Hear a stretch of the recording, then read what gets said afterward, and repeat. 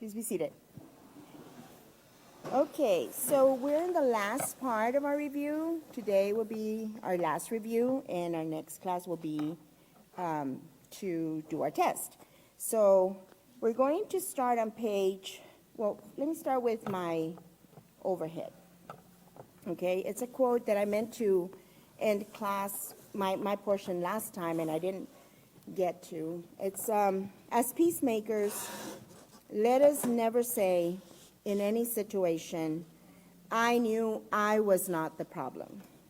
As peacemakers, let us always take another look at all situations and ask, how can I help my colleague, my coworker, my supervisor, my staff, so that we can all get the work done?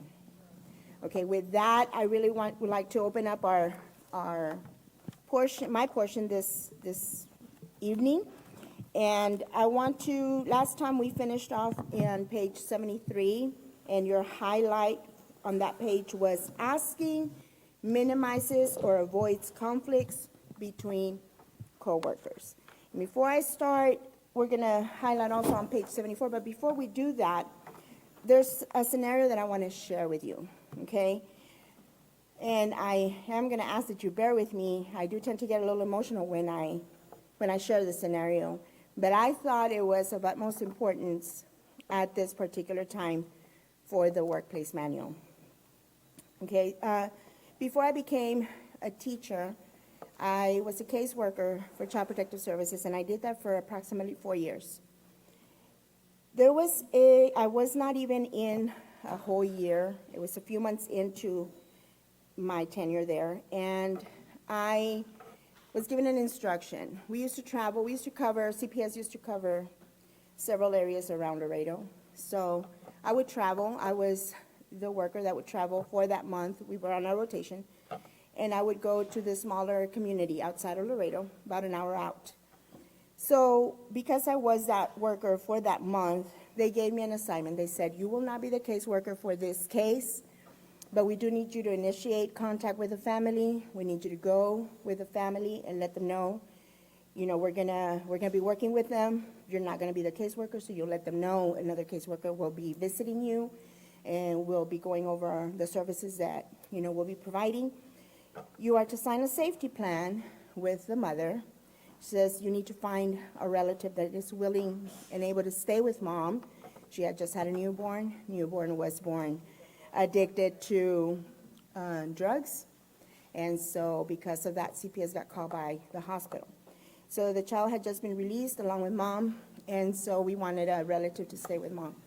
So when I got there, I found a grandma, who is a lady's mom, and so I called the state, and I did a criminal check and a CPS check. The grandma was cleared. There was nothing on her history that prevented her from becoming to help the mom, and so a guardian. And so she signed the safety plan with me. So the agreement was she would not leave mom alone. There were 2 children, the newborn and a 3-year-old. The newborn was a little boy, the 3-year-old was a little girl. So that was the agreement. Grandma would not leave mom alone with the children. So I did that, contacted grandma, she signed the safety plan. We went over to mom's, mom agreed, mom signed the safety plan. So everything was explained, exactly how my supervisor instructed me to do. So I gave her the name of the new caseworker that would be visiting her, and I left. Okay, 2 days later, in the middle of the night, I got a call from, it's called statewide intake. And I was told that I needed to report to the hospital. Now, I was not the worker on call. We did rotate shifts, but I was not the worker on call for that weekend. So I thought it was odd. Immediately after that call, I called my supervisor and my program director, and they said, yes, you need to get there, like now. I said, okay. So it was, I think it's 1 or 2 o'clock in the morning, I don't remember. I got there, and about an hour in, I was taken to a conference room. The other caseworker, the one that was going to be the caseworker for that particular case, was also there. We still didn't know what we were called there for. And then the Texas Rangers arrived. We were taken into another conference room, and we were informed we had a child death. And so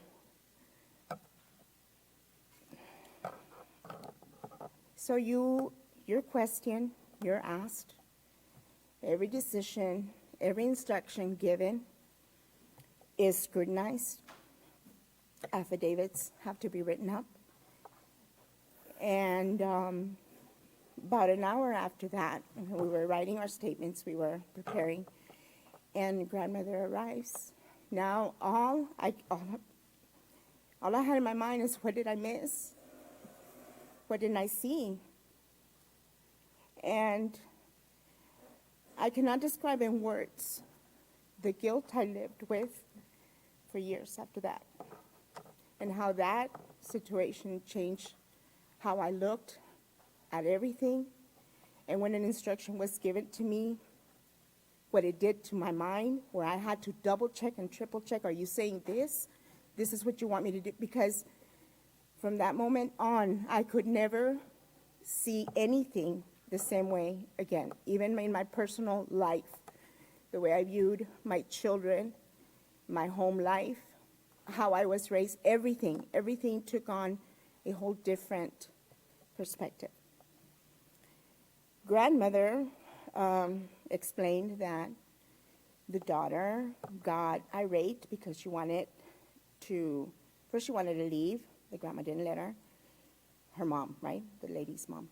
And so then she said, she got angry with the grandmother. So then she pushed, like she was pushing the grandmother out, like, leave, I don't want you here, leave. So all the grandmother could do at that moment, and because of the situation that she was in, she grabbed the 3-year-old, and she was pushed out and kept out of the house. So mom was left alone with the baby. Now, mother had a boyfriend who visited, and of course, when grandmother was there, he wasn't allowed over. But that situation, in that, like I said, I can't explain in words what it did to my mindset. Now, I got cleared, that nothing I did or didn't do, caused that situation to come about. But I think you can understand when a child's life is taken, no matter who tells you, you're not responsible, you feel responsible. And I did follow the instructions as I was told.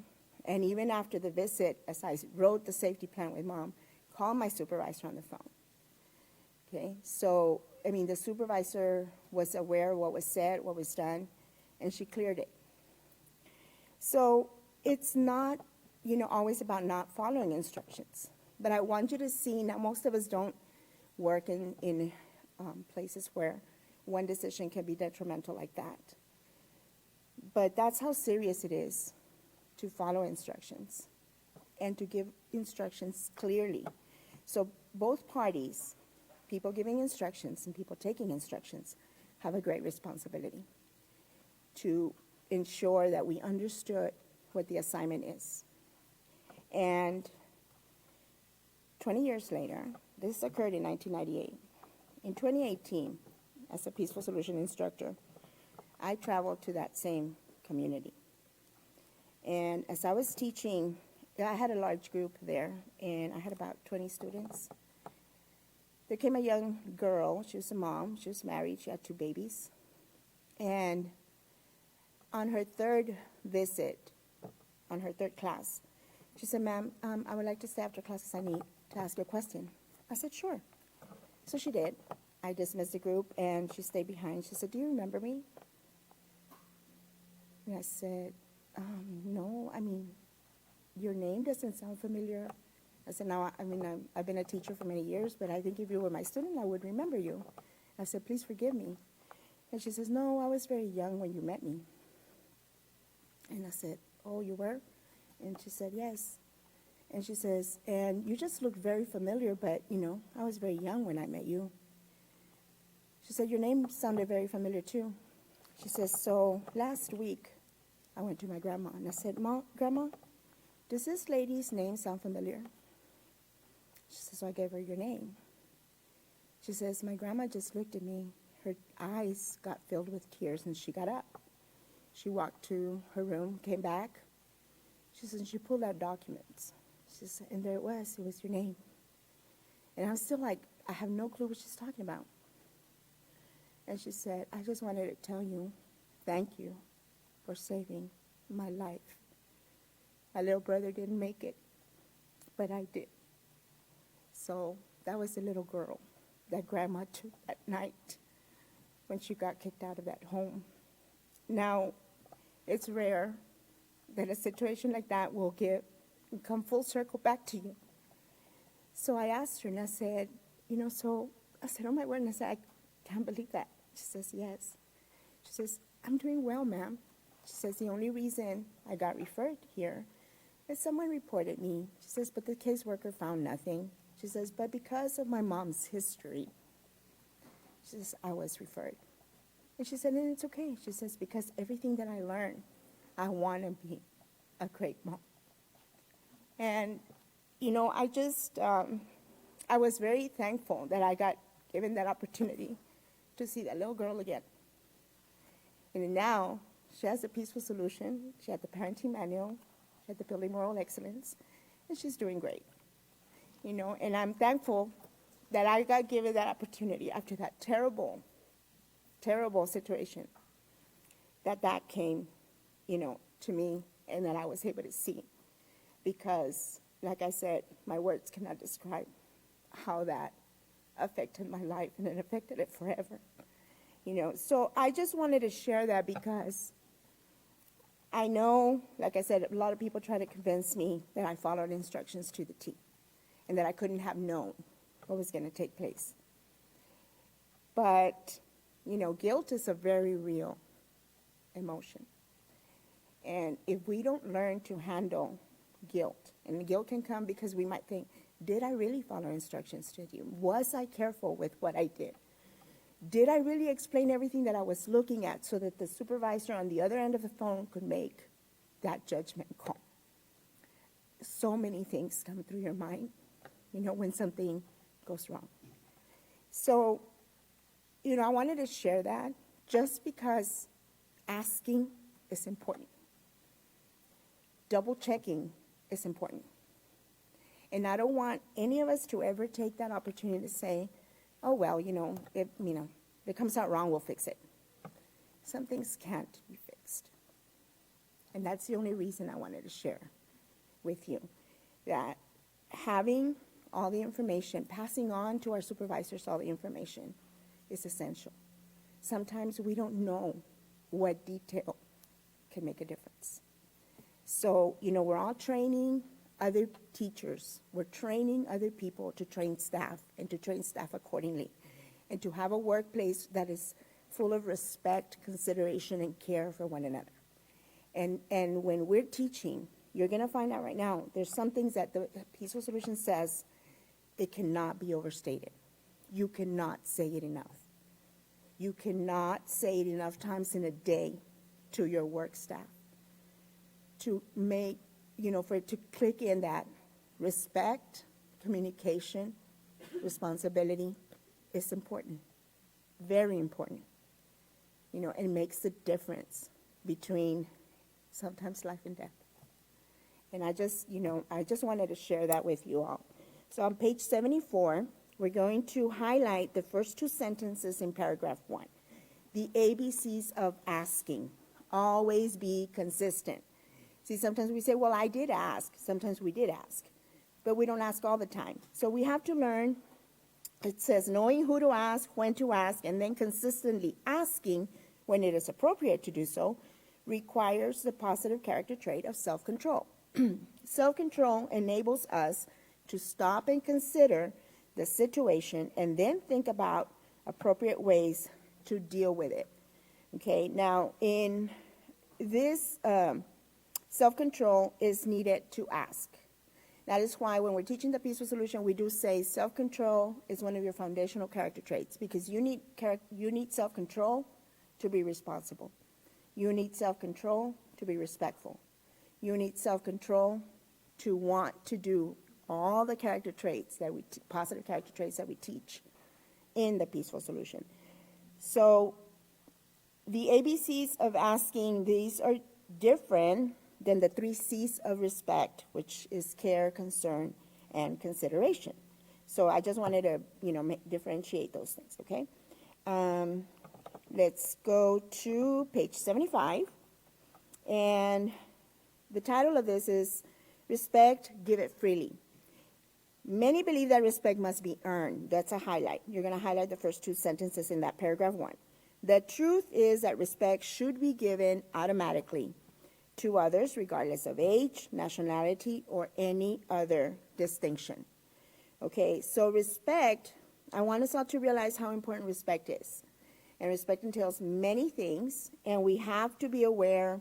That's why the peaceful solution is always making sure that we cover with people, that when we're training staff, we remind them, everything matters. Your tone matters, your gestures matter, your body language matters, the way you say things, it all matters, okay? And hopefully when we get to practice a peaceful solution, to perfection, all of them are going to match. My tone is going to match, my body language, it's going to match my words that are coming out of my mouth. All of it will be in sync. I won't be rolling my eyes, trying to be respectful with my mouth, but disrespecting with my body language. Okay? So the other highlight on that page 75, is on paragraph 2, the first sentence. If even one person lacks respect in the workforce, the atmosphere would quickly deteriorate, resulting in behaviors that could be offensive and harmful. Another thing here, offensive and harmful. Sometimes we can get, it's like, well, it's not my fault you felt offended. We can become defensive that way. And I always say, when people have asked me, well, but I didn't do anything wrong, or that's not what I meant. And I said, well, if that's not what you meant, why not quickly apologize? Why not quickly say, I'm sorry, that's not what I meant. Or I'm sorry, right now I just lashed out at you, I didn't mean to. Okay, and quickly, be quick to apologize. Because if the other person felt offended, that should be enough for us to apologize. As peacemakers, that should be enough for us to apologize. And as teachers, you need to repeat that to your teachers that you're training. It doesn't matter if that's not what you meant. If that's what the other person thought you meant, apologize. Apologize. And that is why when we began the workplace manual, one of the things that I do tell staff, I do tell teachers, forgiveness must be quick in your mind and in your heart, because when somebody disrespects you at work, if you quickly forgive, doesn't matter if they haven't apologized, if you quickly forgive and you hold respectful thoughts towards your coworker, whether it's a colleague, your supervisor, it doesn't matter. You're going to be quick to forgive. So it doesn't matter if they apologize to you. Okay? I want you all to remember these things and be quick to point these things out, okay, when you're teaching and training. Okay, we're now going to page 82. And on page 82, your highlight is, so just what is respect? That's the title of that page. Okay? Just what is respect? Now, if you ask any of the Peaceful Solution Character Education Program instructors that have traveled around training other staff, if you ask them, how many people, when we have asked, how many people think that respect must be earned? That number is between 85 to 90% of the people that we've asked. They'll tell you, well, people have to earn my respect. And one of the things that we say, it'd be great, if we walked around with a little gauge where you could see, okay, yeah, you're 90% there. You're almost there. You've almost got my respect. But it doesn't work like that, right? So he said, no, respect is automatically given. No one has to do anything to earn my respect. I will give it freely, always, to everyone. And that, let me tell you, okay, as Peaceful Solution instructors, that's something we have to remind ourselves. Because boy, is it quick and easy to respond to somebody how they're talking to you. Or say to somebody the same things they're saying to you. I mean, that's quick, that's impulsive, and it requires no self-control. Just comes out quickly. No. You have to constantly tell yourself, no matter what she said, no matter how he said it, I'm not going to respond disrespectfully. And it takes all of your energy sometimes. Okay? It does. All right? But that's the beautiful thing of this program, because it says if you do it, okay? And I told you last time, and I'm going to repeat it. Never underestimate who's watching you. And the power and the impact that you have when you respond respectfully to someone that's disrespecting you. Never underestimate the impact that can make to someone. Okay? And also, when someone's disrespecting you, but you respond respectfully, it has an impact on that person. It really does. And sometimes you might not see it right away. And you might not see it in that moment. But it does do something to someone else when they're agitated and they're being disrespectful, but you respond respectfully, it makes a huge difference in how, from then on, the situation goes about. Okay, on that same page, page 82, you're going to highlight the bolded statement at the bottom of the page. Treat others the way you want to be treated.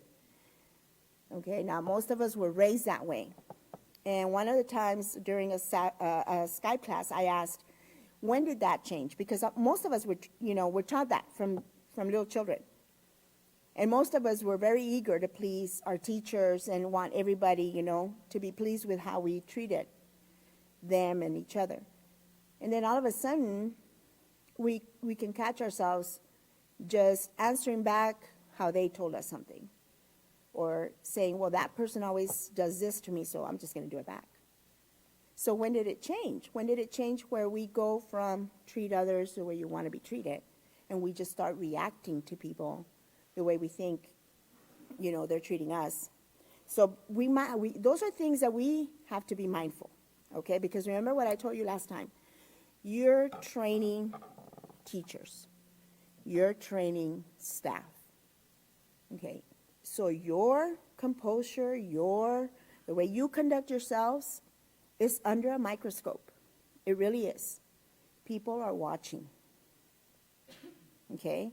And you have to remember another thing. You're sitting in this training right now, and you don't see some of your coworkers. Well, guess who's their teacher? Take a wild guess who's their teacher. You are, okay? They should see that you're sitting in these classes, and these classes are making a difference in you, because then you're getting ready to go and influence others. So that's a big, big thing that I'm, placing on you right now. And the author of The Peaceful Solution, he said it over and over and over. You need to be in those classes. You need to be in those classes. You should be training to be teachers. He said it to everybody he encountered, anywhere, everywhere. That's how much he knew this program could change our lives as instructors and those that we trained. So, I'm glad that you're sitting here, okay? I know, but now I'm saying, when you walk out and when you walk into your workplaces, people should see. People should see that difference, that you're sitting here. Okay, so on page 83, your next highlight is, highlight in the middle of the page is disrespect results in conflicts, anxiety, insubordination, hurt feelings, low self-worth, low motivation, insecurities, low morale, poor job performance. Now, when we're training staff at the workplace, you want every staff member you want them to do their job to the very best of their ability. And that, a lot of the times, is affected by the low morale, by their own insecurities, but all of these are caused by disrespect in the workplace. Okay? An employee should never feel, it's on page 84, that's what you're going to highlight. It can be humiliating when it's right after the scenario questions, the first sentence. It can be humiliating when a coworker intentionally disrespects us by devaluing our suggestions and our opinions. And I'm going to also point out, and this, of course, I do always say it, as supervisors, you have a very great responsibility to correct, point out with respect. Because nobody should feel intimidated or like, oh my word, I made a mistake. What's going to occur to me? I'm going to lose my job. Or they're in fear. And nobody should feel like that. Like I said, we all, you should have complete trust in your supervisors. But I also tell people, no matter how you might feel or think your supervisor is going to react, that's no excuse. You need to do what's right, and you need to follow instructions, and you need to, if you know you've done something wrong, you need to go to your supervisor so your supervisor can help you fix it. Okay?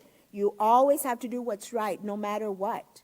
Okay? I'm just encouraging supervisors to be, you are teachers. When you're training your staff, you are teachers. So you've got to, make sure that when you're approaching your staff, it's done with care, consideration, and respect, even when you have to point out something that was done wrong. Okay, page 85, at the bottom you're highlighting, true leaders are those who can show respect to others, even when others are being disrespectful to them. Okay, and that is key. When you are able to respond to somebody that's disrespecting you respectfully, okay, that is the true leadership that the Peaceful Solution Character Education Program is trying to instill in all of us. Okay, so on the next one is page 86. And at the bottom of the page, you're going to highlight the bolded statement. Character is gained by many acts. It might be lost by a single one. And I know sometimes it seems unfair because we think, well, we've done all these things right, and we mess up in one area or we do one thing, and it seems like, our character can seem compromised. That should still not be a discouragement to us to keep building our character and start over. Okay, it doesn't matter if we feel that, all my work was just right now down the drain because of this one thing that I did. That should be more of a motivation and inspiration to us to start over and go full force again, okay? Never be discouraged to say, well, why keep trying? Don't ever allow that thought to be in you, okay? And page 87, the need for respectful communication and interactions cannot be overstated. And that highlight and then also put right there, cannot be overstated enough. And whenever you're teaching your training staff, say, respectful communication and interactions cannot be overstated. For me to say this over and over again. Okay? After that, you're going to page 91. And you're going to highlight on page 91 simple points to help setting your mind in advance to make moral choices regardless of what circumstances you encounter will help you in all areas of your life. Speak up to the right persons. I'm going to repeat that. Speak up to the right persons. Never accept any form of disrespect as normal, and if you see something, report it. If something occurs to you, report it, but to the right person, okay? Gossip in the workplace, unacceptable. Gossip anywhere is unacceptable. But especially when something occurs in the workplace, who should you report it to? Supervisor. Supervisor, always, okay? So thank you very much. I want to thank you for the opportunity, for allowing me to be your teacher this month. It was quite a joy and definitely an honor. Okay, and with this, I'm going to turn it to Brittany.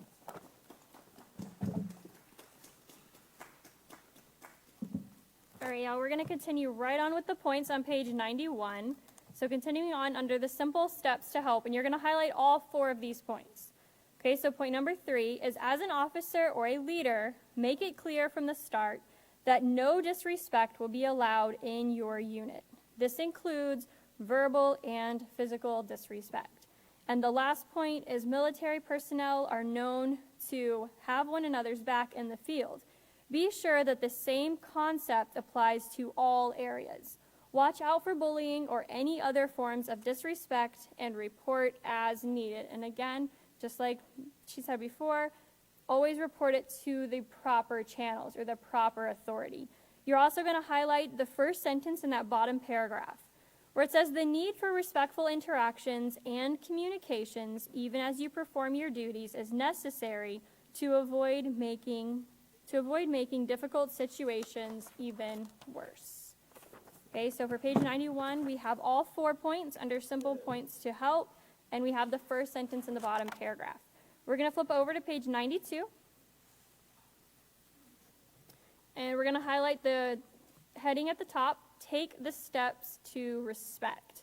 And this page gives us 10 points below, so always answer a student with what is in the book, not something that you made up. So if you're telling someone to take the steps to respect, make sure you're giving them something in the book, not something that you made up. And the reason that this is so important is because we are going through the certification course. So I think there's like 200-300 of us. By the end of it, all of us will go out, and no matter which instructor you end up with, we're all teaching the same thing.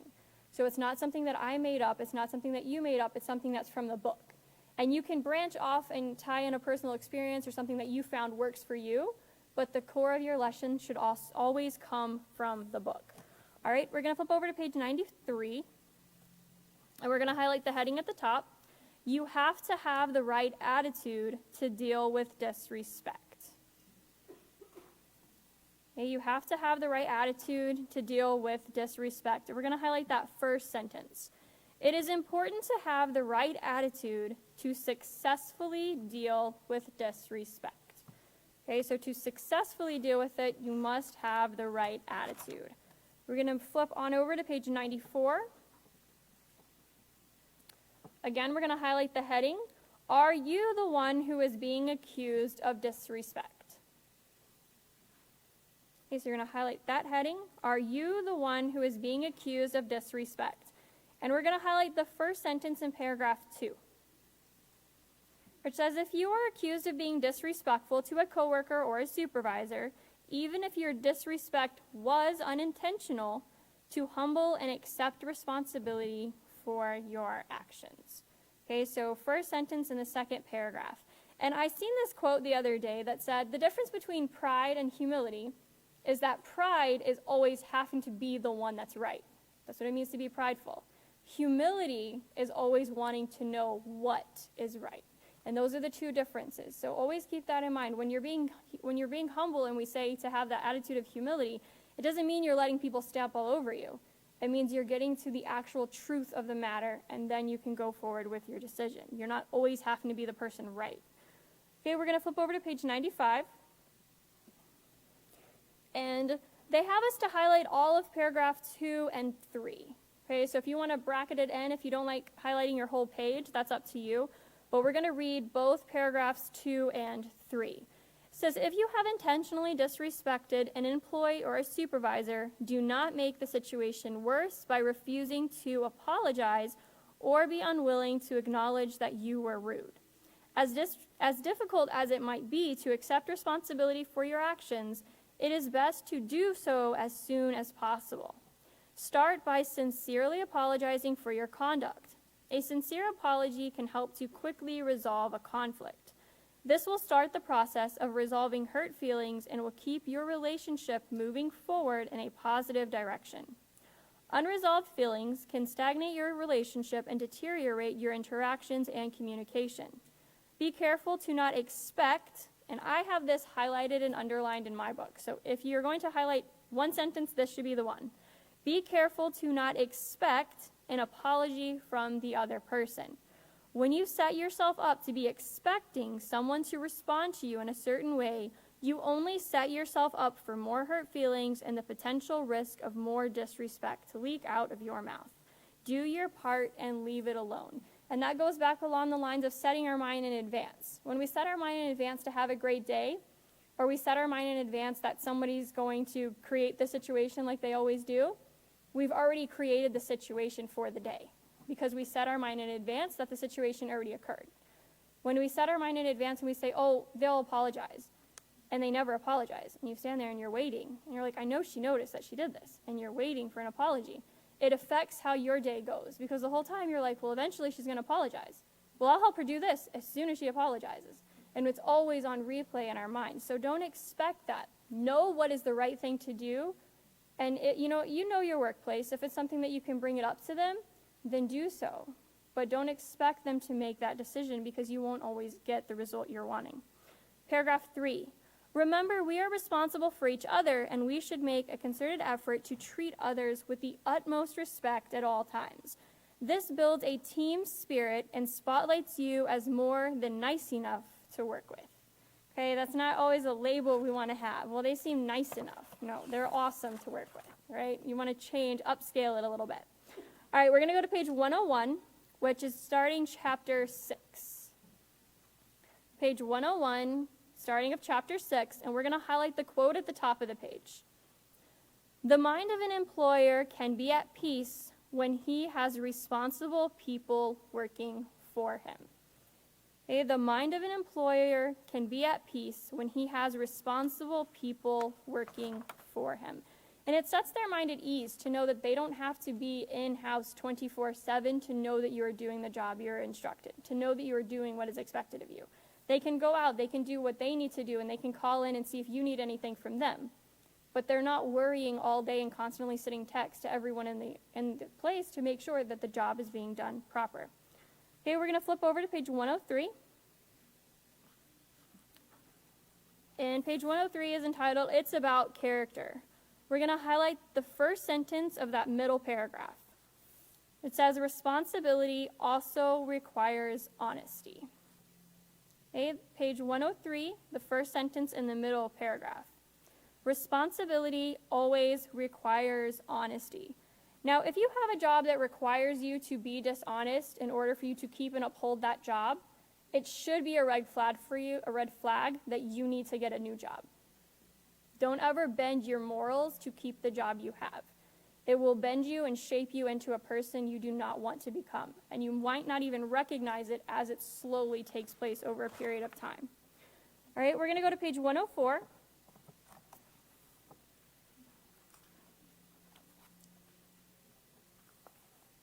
And page 104, in that middle paragraph, we're going to highlight the whole paragraph where it says, being responsible also requires you to have the character trait of humility. To be humble is to put others before yourself, and to be concerned with being a great example to others rather than being in charge of them. A humble person can accept correction without becoming offended or getting bent out of shape. We're also going to highlight the definition on the right hand for insubordinate, where it says not submitting to authority, disobedient, or one who is insubordinate. Okay, so we're going to highlight that paragraph and the definition on the side. Okay, then we are going over to page 105, and we are going to highlight the bolded point at the bottom of the page, where it says a responsible person can be trusted to do as he has been asked to do. A responsible person can be trusted to do as he has been asked to do. And remember, that goes along with what we've been going over about having a reputation. If you have a positive reputation and you are known as someone who follows instruction, you are known as someone who, when the supervisor goes out, you uphold their rules instead of help people skip around a little bit or make things a little easier, that they have to remind themselves how to do their job properly when the supervisor comes back into the building. That you have to have that reputation, and that's how they know who they can trust. All right, we're going to flip over to page 106.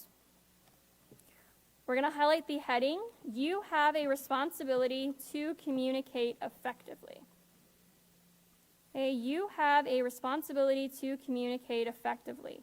And we are going to highlight the first paragraph, the top of the page, where it says, "Did you know that we have a responsibility to communicate as effectively as possible with everyone whom we interact? This requires us to choose our words carefully and control our tone of voice and facial expressions. We do not have to make our every emotion evident to all. Being upset or frustrated should never be an excuse to communicate ineffectively." And I remember being at a conference and the author of The Peaceful Solution saying, "When you walk into this door, I should not know what your morning was like. I should not know how bad your day has been, and I should not know that you were bawling your eyes out before you walked in here or that your week was terrible. When you walk in amongst people, you should have the same attitude of respect, of consideration, of care that you had if everything was sunshine and daisies." He said, "I shouldn't have to see that, to where when you're walking in, I can see, your face dragging on the ground, or you're sulking, or you're dragging yourself through. You should never have that ability," and that's always stuck with me, because whenever I get in a rut or I feel overwhelmed, you tend to want to make sure that everybody can see it so that they do not approach you, because you are not approachable at this time. You do not feel like talking to anyone, and the next person that does talk to you, you feel bad for them already, because you know they're going to get the bad end of it. But always remind ourselves that we don't have to have every single person in our workplace know what we're going through. It is important to have a trusted person in your workplace that if you are overwhelmed that you can go to and you can talk to. Remember what the first teacher said, though, gossip, and it's never acceptable to gossip about other people or other things in our lives. But when you have an overwhelming situation, it's so important to have at least one person that you can go to in your workplace. So everybody doesn't have to know, but that one person you should have that connection with that they can see, and they can ask you, if everything is okay. All right, we're going to highlight the quote underneath that first paragraph, where it says, "When it comes to talking, it should be about quality rather than quantity." Okay, it should be about quality rather than quantity. Now we are going to highlight the 3 points on page 106 to 107. The first one is, use your words effectively. During the course of a day, we literally say more words than we can count. Are we using the best words to describe what we feel, what we need, or what we expect from others? Choosing what to say, how to say it, and when to say it in order to effectively communicate requires self-control and lots of it. Okay, then we're going to go to point number 2, which is tone of voice counts too. When interacting with your work environment, become aware of the tone of voice you are using when addressing others. Does your tone convey that you are respectful and caring, or annoyed, sarcastic, or belittling? Using self-control will help you to control your emotions so that you can speak your words in a tone of voice that is always respectful, regardless of how you might be feeling. This is a second way to build responsible communication. And point number 3, are you aware of your facial expressions? Stress, frustration, disappointment, and excitement can all clearly be seen on our faces as we interact with others. What are your facial expressions when you are at work? Do you have pleasant, courteous expressions that say, "I'm glad to be here"? Or do your expressions say, "I'm having a bad morning and leave me alone"? Okay, so those 3 points we're going to highlight. Now we're going to flip over to page 108, and we're going to be doing quite a bit of highlighting from 108 to 110. So the heading on page 108 says responsibility with using all forms of communication. So we're going to highlight that heading. And then the types of workplace communication. So we have 3 of those. First one is a live communication. Live conversations can also be by telephone or via means of video conferencing or video calls over the internet. The second one is written communication. Written communication has also always been a large portion of workplace interactions and communications. Inter-office memos and traditional business letters have become a part of a larger digital work center. And the last one is the enduring nature of digital media. Using digital methods for both written conversations and some verbal conversations, such as recordings of phone calls or meetings, ensures there is a recorder that remains after the fact. Okay, so then we're going to go at the bottom of page 109, and we're going to highlight the tips for responsible communication. And we're going to highlight all of those. There's 11. So you have 1 and 2 on page 109, and then 3 through 11 on page 110.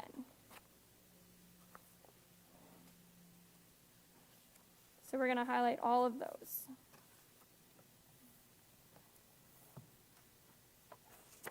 Then we are going to flip over to page 113.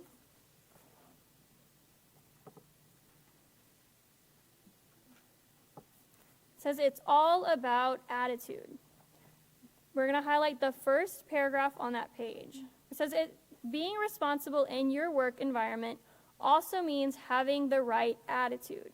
You demonstrate responsibility to yourself as an individual with hopes and goals when you express an attitude that is optimistic, willing to serve, and open to improvement. Okay, it's all about our attitudes. So we're going to flip over to page 114. And page 114 is our attitude checklist. So if someone were to ask you how they can improve their attitude, here is the list or the checklist that you would have them to go through. Okay, and they encourage us always as we're taking this course to apply this to our own lives. And why this is so important is, how can you tell someone that this works if you've never tried it yourself? It's like, I remember years ago, they asked a family if they could do a commercial for a detergent, and they had a large family. And they said, we want you to do a commercial for this detergent, and we want you to say how awesome it is that you have 10 kids, the two of the parents lived in the house, and it does all of your laundry, everything comes out perfect, smelling nice, it sticks. And they had a family who did it, and they went through and they did it, and then people asked them, like, did you enjoy it? And they were like, no. Like, there was no smell. It did not last. It did not help my children. Like, they were rough on their clothes. It didn't truly clean it out. So then they had another family who they asked to do the same thing. And this family, the mother said, well, I need to try it first, because I'm not going to say that it works if I haven't tried it on my own children, if I haven't tried it in my own home. And it goes back to that same thing. If we've not tried something, I can't tell you that it works. If I'm telling you to mix paint to go on your house that you're going to see every single day, you're not just going to take my word for it. You're going to want to see something that I painted, something that I mixed, something that shows that your house is not going to look terrible and have streaks all over it. You're going to want proof. As teaching the peaceful solution, it's the same way. In our behavior, it should represent what we're saying. And if we see certain parts of our life that's changed and adjusted from what we've learned, those are your strengths in teaching. Focus on those points as you teach. And that's where you build that connection with people, because this is a character education program, but it's all about building connections with people. And that's how we grow, is connecting. Well, I've went through this and I got through it this way. You can do it too. Or I've never been in the situation that you're in, but I know sadness, I know hurt, I know loss, I know pain, I know suffering, I know joy, I know all of these emotions. That's how I can connect with you. I don't know your life story. I don't know where you've been from, and I'm not going to tell you I understand, because I probably don't, and I can never comprehend or understand. But the emotions, I felt all of these. I got through all of these. This is how you can do it too. All right, we're going to flip over to page 124, which brings us into chapter 7. Page 124, and it is entitled, Being Honest, What Exactly Is It? We're going to highlight the bolded point of the definition of honest, where it says honest means to be truthful, fair, free of lies, and sincere. And then the bottom half where it says, what does it mean to be honest in the work environment? We're going to highlight that first sentence. Being honest will take determination and self-discipline. Being honest will take determination and self-discipline. And the reason that it takes self-control and it takes self-discipline is it goes back to what the first teacher said.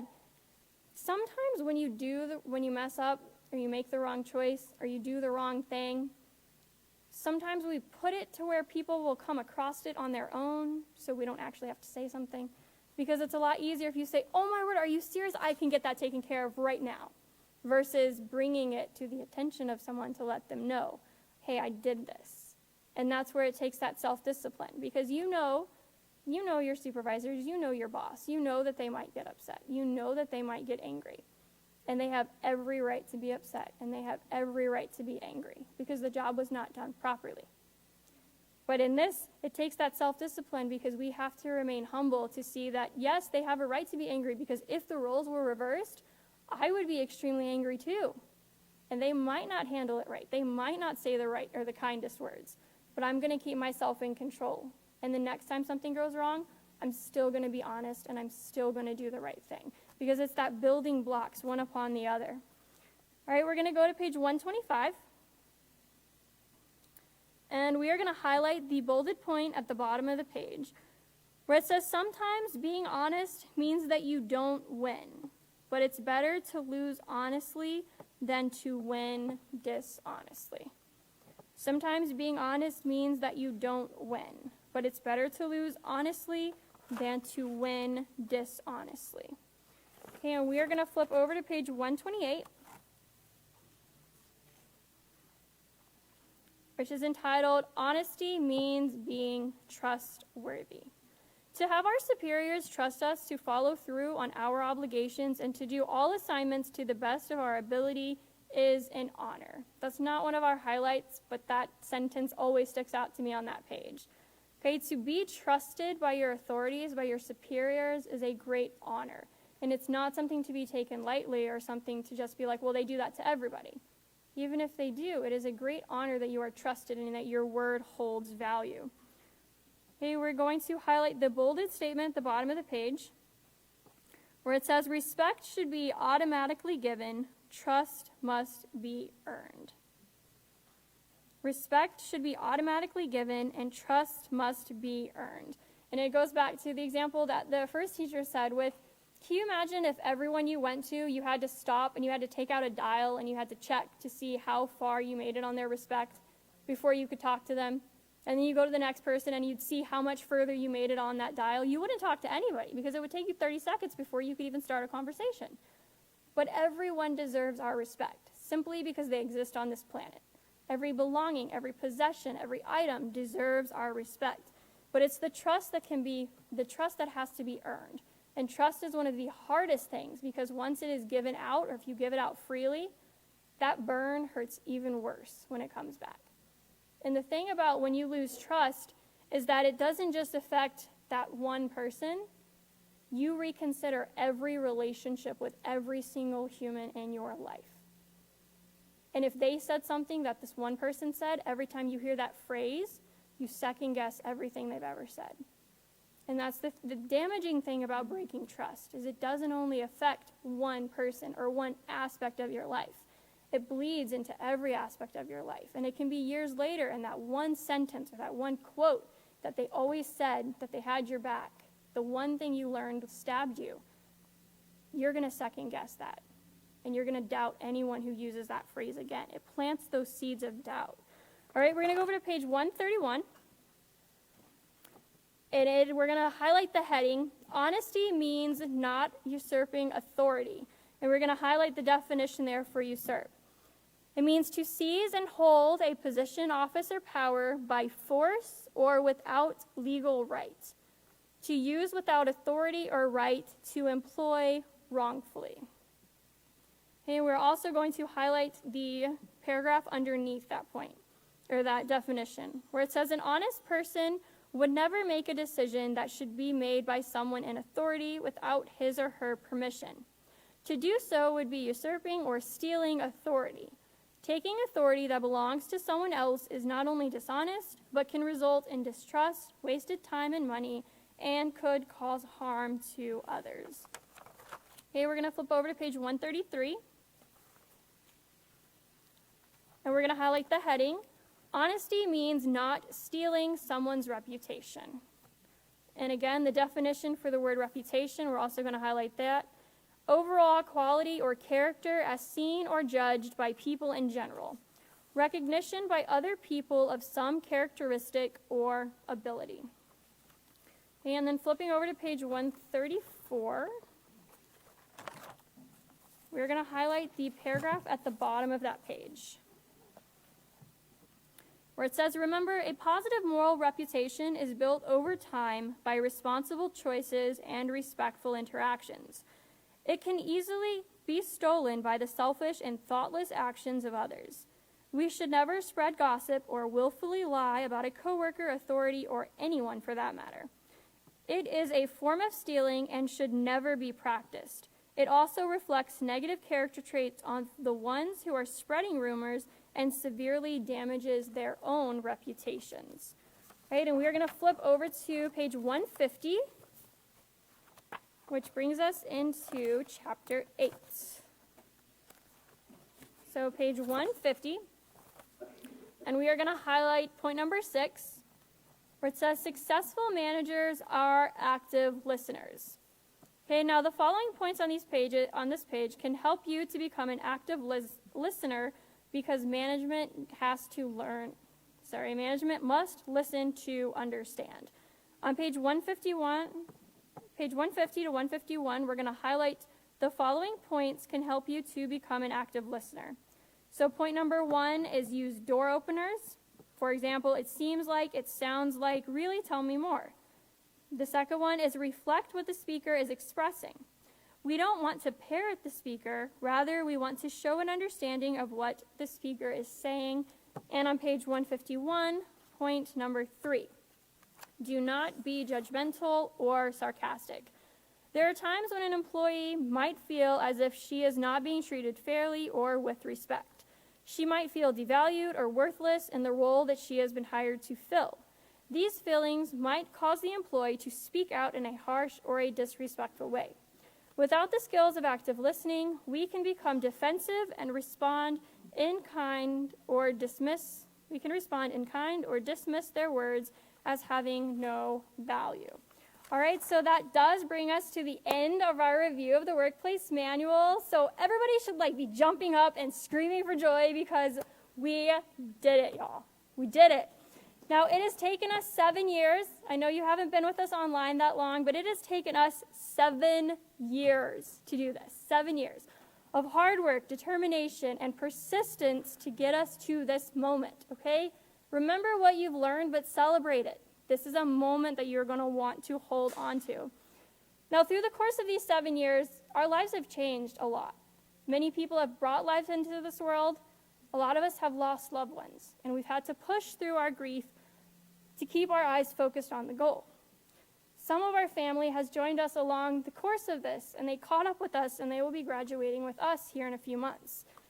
Now, as we've gone through this for the last 7 years, the Peaceful Solution is ever growing, and we are always investing. We're investing in people to make the world a better place.